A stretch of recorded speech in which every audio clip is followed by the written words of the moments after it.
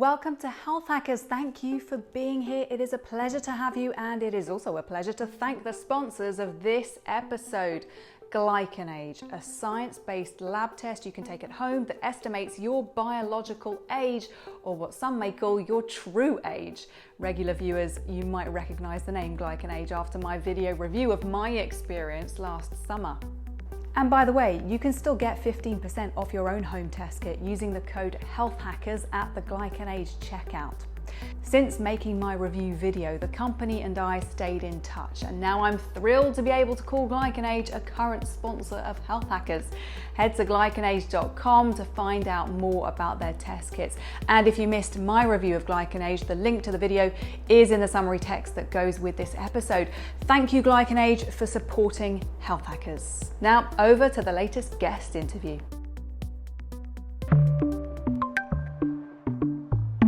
Welcome to Health Hackers episode 61 and my last special guest interview before I begin maternity leave. So what better way to bow out and prepare for impending motherhood than by talking to a supreme expert on what lies ahead. I am thrilled to be joined by Leslie Schrock, author of Bumpin, The Modern Guide to Pregnancy. This book has been described as the new pregnancy Bible and came about because of Leslie's feelings of helplessness following a number of complicated pregnancies and losses. The book was written in real time while Leslie was pregnant with her son TJ, and since then she's had another baby, Dylan, who is now 3 months old. As well as being a mother of two, Leslie is an entrepreneur and investor who's spent more than a decade working at the intersection of health and technology. She was named one of Fast Company's most creative people in business, and this year Bumpin was listed in the top 10 best pregnancy books of 2021 by verywellfamily.com. There is so much I could talk to Leslie about today. The book covers conception all the way to postpartum, but we're going to hone in on one particularly key event that I'd say pregnant women spend a lot of time thinking about. The big moment, the showdown, the actual birth. In this episode, I'll be getting Leslie's insights on preparing for the big event. So birth plans, pain relief, when to go to hospital, handling the unpredictable, working with a doula, and more. Before we begin, a quick note to new viewers and listeners: anything you hear or see on Health Hackers should not be considered personal or medical advice. You know the score, always talk to your health provider about your concerns. Leslie, welcome to Health Hackers. Thank you so much for having me, and congratulations. It is such a crazy journey. I hope you're doing and feeling very, very well. Thank you. Well, it's great to be able to speak to you. And given that we're going to be talking about preparing for the big event, can we start at the end of the second trimester, the period in the book you recommend as a good time to start to prepare for labor or a C-section? And many of us have heard of a birth plan, making a birth plan. But you say the word plan is a dangerous one. Tell us why. Because the word plan indicates that you have ultimate control over this process, which as someone who has been pregnant 5 times and who has given birth twice, I can tell you that even if you have a textbook boring birth, which hopefully you will, something inevitably will not go the way that you expect. And I think one of the things that we have really done to women that had become a great disservice is telling them that, you can just will your way through this and, compel your baby to do the thing that you want it to do. Whether, you have a breech presentation, whether you really want to give birth, at home and you're not a good candidate for that. There are so many things. So, to me, the word that I like people to use are birth preferences, because I don't want to give the impression that not preparing for birth is what I endorse. You should absolutely prepare for birth in all of the ways that feel good and right to you. There is no one way to do it. There is no one right way to prepare. And there is no one set of birth preferences that is really universal to everybody. So what I suggest people do is do their research, look into different methods. I outlined a lot of the really popular, hypnobirthing, Lamaze, there are a million. You can just meditate, you can bounce up and down on a ball, you can do yoga, you can do all kinds of things. Hydrotherapy was a favorite of mine. But really just maintaining the idea in the back of your head that and it's good training for parenting, that you are not in full control of what happens during birth. So on this birth preferences list, what kind of, what would you have on there typically? I know everybody's different. And can someone just write it on a bit of paper and turn up at their hospital with it? Or is there a communication process that you should go through with your doctor when talking about birth preferences ahead of time? Yes. So I suggest in general, whoever your provider is, whether it's a midwife or an OB, is to go talk to them in the third trimester, preferably kind of at the beginning. 32 weeks is an appointment time that, a lot of the time women, most women end up going to an appointment around 32 weeks. That's a great time to do it. You can wait a little longer if you like. But really what you want to do is use that appointment to calibrate your expectations, because there might be things that you want during birth that either the facility or your provider cannot provide. So, for example, if you really want to, like the yoga ball stuff, many, many, many hospitals and birth centers have those, but not all do. Same thing with hydrotherapy, taking a shower, taking a bath in the early stages of labor, especially, can really relax you. So can like aromatherapy, right? There have been interesting studies done that show the power of smell can be really helpful to women as labor progresses, but not all hospitals allow you to bring your own diffuser. Music, same thing. So these are some of the more aesthetic things. You can indicate your light preferences. Do you want a dark room? Do you want a bright room? Do you want, like, we should all probably try not to be J-Lo when it comes to, the kinds of stuff that we want. But, so there's kind of the stuff that you personally really want to provide comfort, to help you think through and, process it as it's happening, things that make you comfortable and relaxed. But there's also the other side, which is the medical preferences. So both for you as well as your baby. So, what kind of, what do you want to happen right after birth with your baby? Delayed cord clamping is an option. There are some different, like depending upon where you give birth, protocols are different. But then there's also you. So do you want an epidural? Do you not want an epidural? Do you not know if you want an epidural? Actually, I find most people kind of just don't know if they do or not. There are pros and cons to epidurals. I outline most of them in the book. We have a lot of data about them. I will say that I think a lot of the time it is made out to be this very kind of like taking the easy way out or something. And I'm here to tell you, after having been in unmedicated back labor for 12 hours, and then getting an epidural because I had to, and I ended up with 2 C-sections because I have a very crappy uterus, as it turns out. So, but I don't see it as taking the easy way out. I think for a lot of people, it's absolutely the right decision. When you say 12 hours of back labor, what is back labor? So in my case, my first son, on his final turn on the way out, got stuck. So he was stuck in my pelvis. So his back was facing the wrong way, which basically means that, and they call it back labor, which it's pretty painful. So, and it's just because the baby is not in position. And in my case, just as a, speaking of birth preferences, I obviously, I went into it with all of this knowledge, with all of this expertise. I had talked to a million people because I was writing my book. I had practiced, I had done all of the things. I really wanted a vaginal birth. I did everything possible. I was in labor for 65 hours. I did everything. And we both would have died had I not had a C-section. He was stuck. So I think that is also something I feel really strongly about personally, is that, even for me, I tried to will my way through it. And in the end, I had to make the decision, and I had to, come to peace with it, that was going to be the outcome. But we're both healthy, and I just feel grateful for that. And that's all that matters. And I do want to come on to talking a little bit later about holding it together when things don't go to plan or to preference. But on that birth preferences list, and you've mentioned epidurals, but can we talk more about pain relief? Because, and let's say, for example, we're talking about a hospital setting, so a hospital birth. What do mums-to-be need to know about the kinds of pain relief options they have ahead of time? And should they be asking their doctors anything specific before the day they give birth? Absolutely. So I think that this is a great conversation to have with your midwife or OB or your doula. which I want to kind of take a moment and plug doulas. They're incredible. You can think of a doctor or a midwife as someone who takes care of you from the waist down. That's really kind of their job. Doulas take care of you from the waist up. They take care of your mind. They can help you with all kinds of different pain management solutions. So I'm going to answer your question kind of two different ways.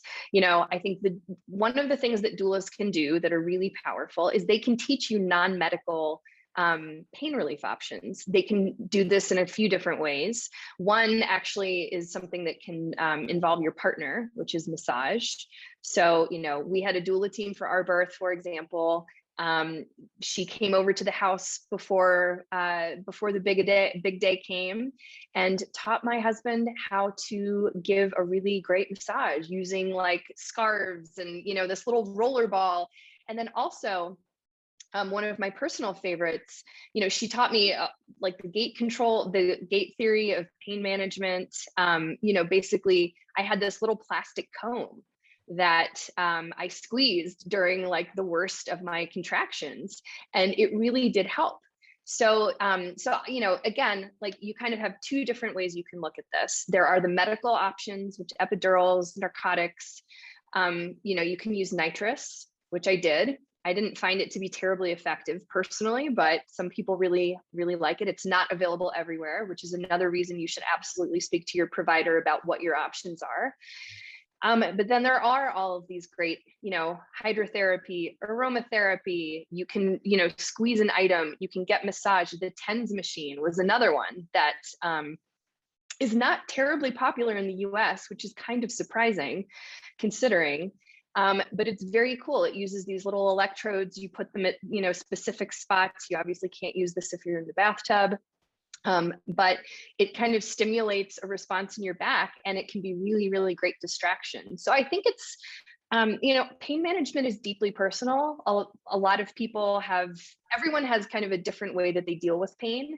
And I think it's really important to just have some time with yourself to think about how you best manage pain, what feels good for you. If you have a partner, how can they get involved and coach you and be part of that process? And then also, if a doula is something that you want to look into, how would you like that person to be part of it? Because if you are giving birth in a hospital, which most people do in the US, you will not have an OB with you every single moment of that experience.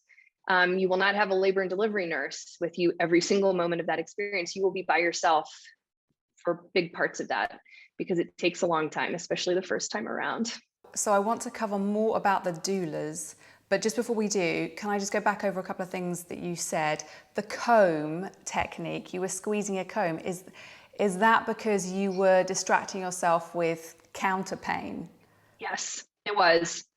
Yes. It's okay. the gate theory of pain. It's really great. It's a great distraction. And it was just one of those little black, like barber's combs that go in the green liquid. That's kind of weird and sketchy. Like it absolutely worked for me. I've actually bequeathed that comb to several friends who have used it during their own labors. It's like the sisterhood of the traveling comb. So, but this worked well for me.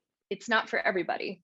And when you say nitrous, is that the gas therapy we kind of stereotypically see a pregnant woman with a mask inhaling a gas? Yes.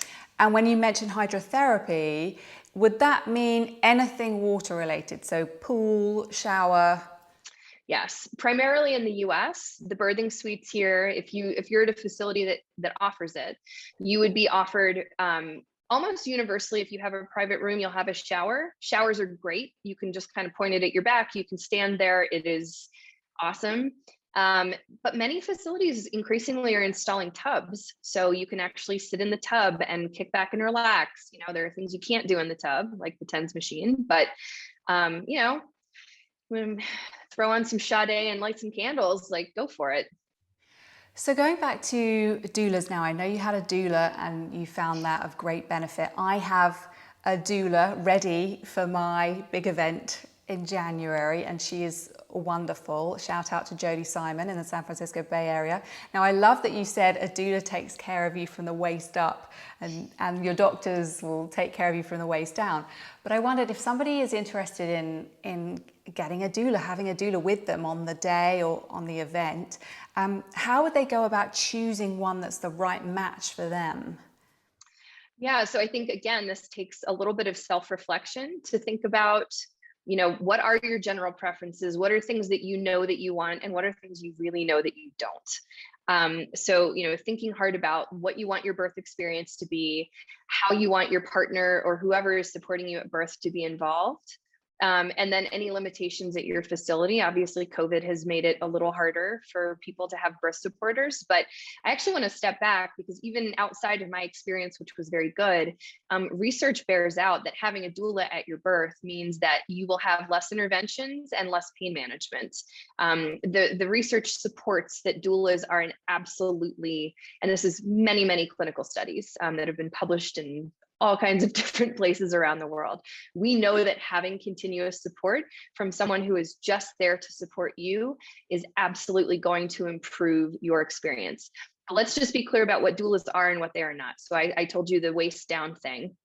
Doulas are not there to make medical decisions for you. They are not trained physicians. The vast majority of the time, they are not trained nurses. They are there to support you emotionally.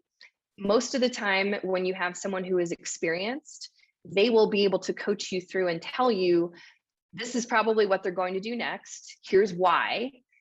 Would you like to talk about this more? But it is not their job to make decisions for you or to tell you what to do. That is a decision that you need to make with your provider, but they can provide really, really, really good insights. So if you're looking for a doula, and I always suggest that you interview a few. Step one, decide what you want, decide what's important to you, make some notes, talk to your partner, all of that. And then Dona International is the biggest certifying agency for doulas. So you can search on their site. I think that probably the best way, to be honest with you, is to find a friend who had a good experience and ask for a referral. That's most of the time, it's certainly in places like New York and San Francisco and Los Angeles, where that's how you generally find them is referrals. But Natural Resources in San Francisco maintains a great database of doulas if you're looking. But one other thing on doulas, though, you should absolutely tell your provider, your OB or midwife, that you have one, and you should ask if they are okay with that. So a lot of people don't know this, but many OBs participate in cohort-based care now, which means that the person who is taking care of you through your prenatal appointments may not be the person who is there at birth, which sounds really crazy when you first hear it, because you're like, wait, this person has been with me for all these appointments and my ultrasounds and this. But we don't have a call model in most areas anymore. So if that's something that's really important to you, you should talk to them about it. But it is important, just like, the same way you wouldn't take like a whole diffuser set up into a hospital without asking first, you should tell your provider that you plan to have a doula. Good tip. And going back to the hospital setting, one of the things that surprised me in the book was where you said that regarding epidurals, women over 40 are least likely to get one, but those under 20 are most likely. Why do you think that might be? To be honest with you, I really don't know. I think that there is some amount of just self-acknowledgement and preparedness that women over 40 go into it with. I think that if you're giving birth over 40, odds are it's something that you really want. It might have been a difficult journey to get there, but we really just don't know. It's just an interesting data point. And on unmedicated pain relief options, you mentioned hydrotherapy, the yoga ball, those big kind of birth balls. I've got one of those ready. Do they help with kind of relieving pain when you're bouncing around on them? Some of it's to do with like baby positioning and just staying in motion. So one of the kind of less advantageous parts of getting an epidural is that once you have it, you are in bed. So if you would like to have an active labor, and when I say active labor, what I mean is if you would like to go in the tub, if you would like to bounce on the yoga ball, if you would like to, just walk around and kind of, if that's how you best process pain and all of that, you probably should just hold out on getting an epidural. because you will not be able to do that. You will be sitting. And can you just cover for us briefly the points about acupuncture and hypnobirthing as well that you mentioned in the book? Yeah, so hypnobirthing and I think meditation is kind of a very similar, and I think it's again like whatever works best for you. There is no right way to do it. So, hypnobirthing teaches you techniques to calm your mind and to work through contractions and to breathe through contractions.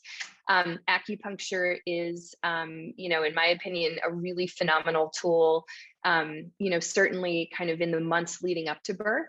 And then also, afterwards, I think it's a really powerful tool in the postpartum period as well.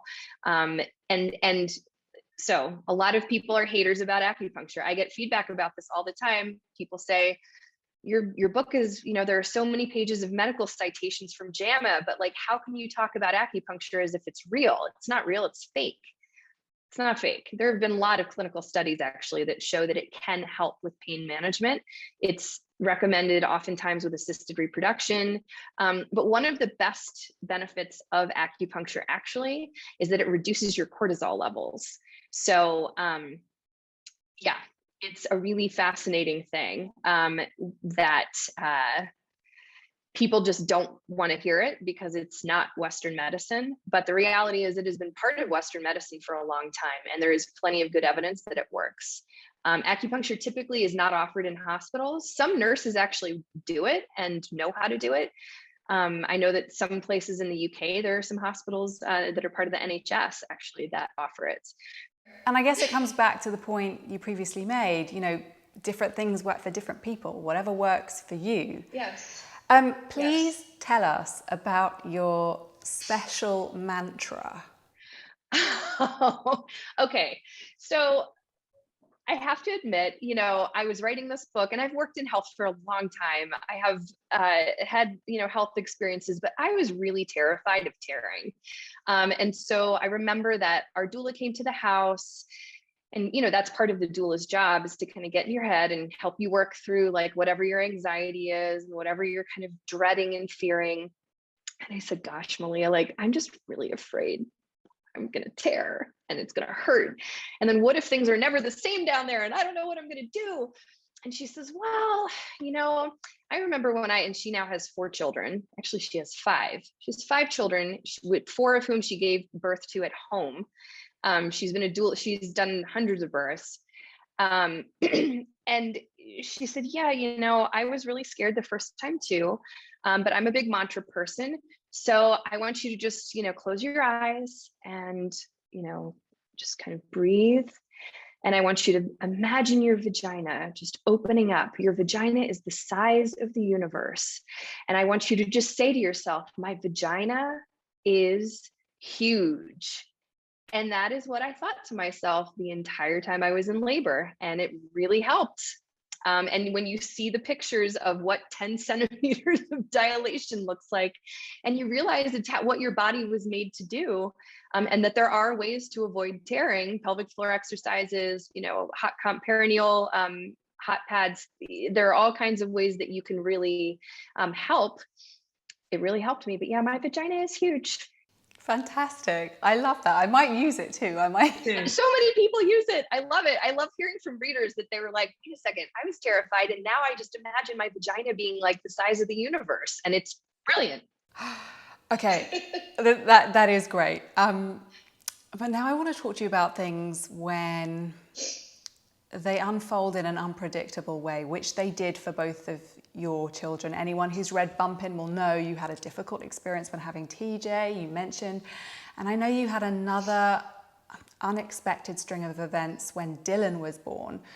Would you tell us a little bit about those experiences and how you held it together when things weren't going the way you wanted? Well, I had 2 really difficult births. And actually I found out after Dylan was born that I can't have more children because my uterus is, I almost had to have a hysterectomy actually with this birth because my uterus wouldn't contract. So, with TJ the first time around, I was very kind of idealistic, and even me, foolishly, reading as I did, writing as I did, I thought, I'm so prepared. I know what can happen. And there was always a little voice in the back of my head that said, you know what, you're not in control here. You've got to just kind of be okay with it. But yeah, I ended up, I did not go into labor on my own with TJ. I had to be induced. From the time my water broke to the time he was pulled out, it was about 65 hours. I was in unmedicated back labor for about 12 hours of that, I think. It was like the worst pain I've ever been in my life. And I, immediately all of the things like just kind of flew out the window. I did what I could. But then at some point, one of the really cool things for me that I look back on, I went into the birth experience and I did not get an epidural right away. I signed the paperwork because I said, you know what, I don't want to have to mess around with this later if it's necessary. But I did, I breathed through it. I did all of the things that I could, but then because you can feel everything, and I do mean everything, during that stage of labor, I felt him get stuck. I mean, I felt him making progress, moving down the birth canal. And then all of a sudden I was in the bathtub actually. And I was like, uh-oh, I feel things grinding to a halt.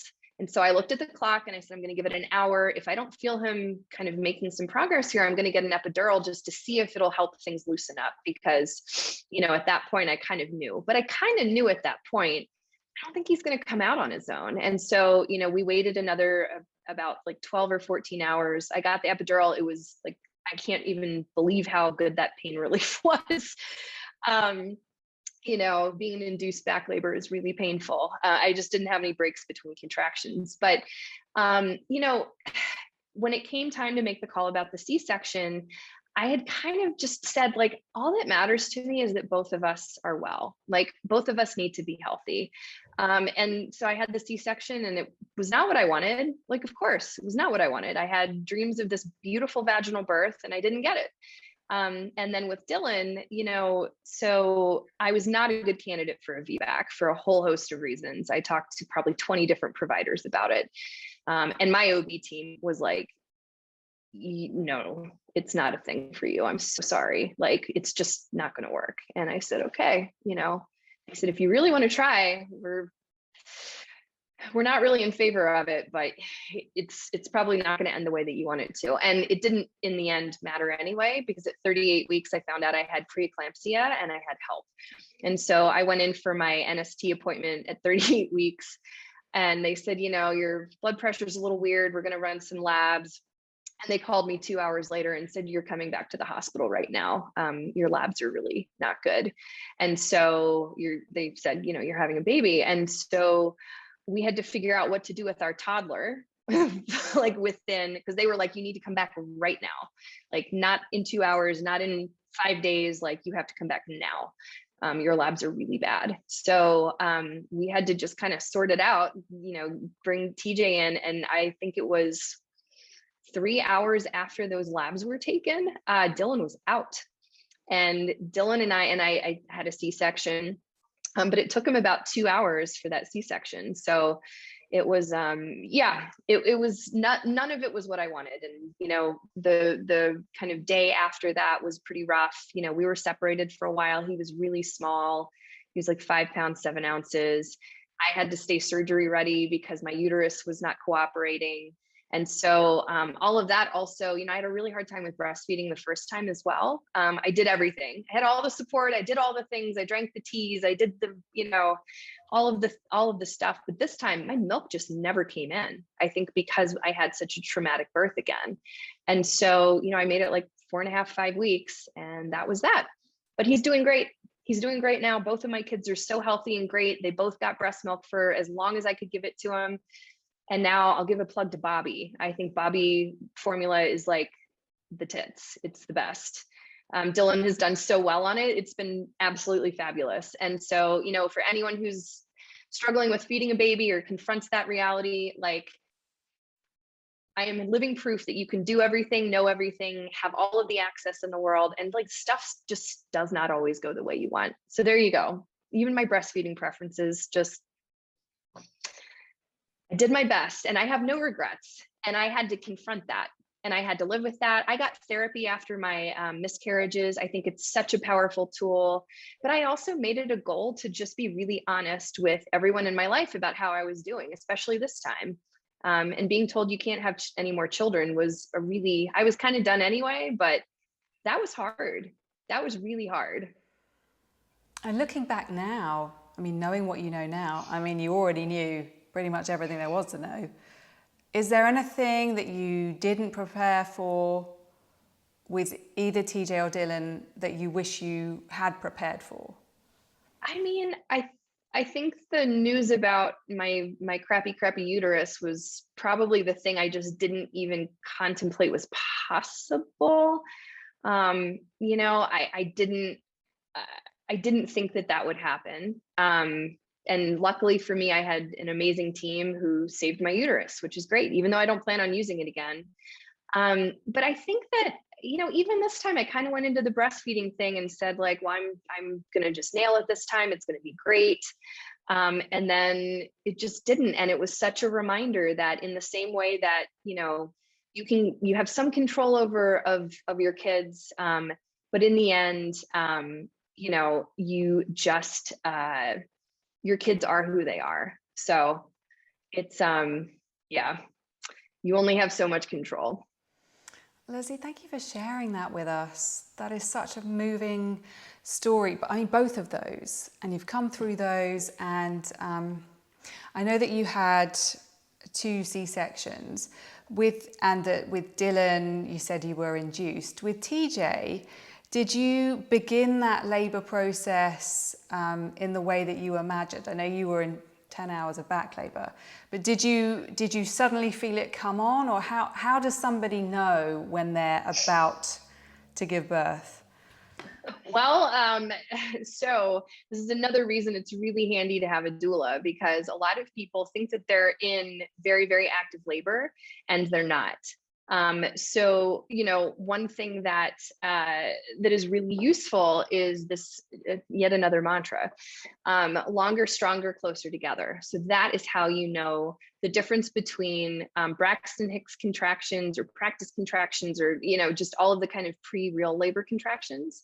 So I don't know, have you had any Braxton Hicks yet? I don't think so, but I'm not too sure I would know how to spot them, or would I? So yes, you will know when they happen. It basically feels like your stomach tightens. So it's really an interesting process. But you know, Braxton Hicks happen. You're how many weeks right now? 25. Okay, so you've got a little ways to go before these start happening, and good, because they're not the best. Basically, when you start having the Braxton Hicks contractions, you can move around a little bit and they generally stop, or you can like drink some water and they'll generally stop. Real labor contractions, it doesn't matter how much you move around, they will just continue to build and continue to build and continue to build until they're quite close together. So you can kind of look at it as like a wave, right? So, you know, at first the wave is kind of like this, and then it goes up. Real labor contractions, you know, you have a couple minutes between, but not terribly long. So there are labor, you know, contraction timers, but it's longer, stronger, closer together. That's what you want to remember.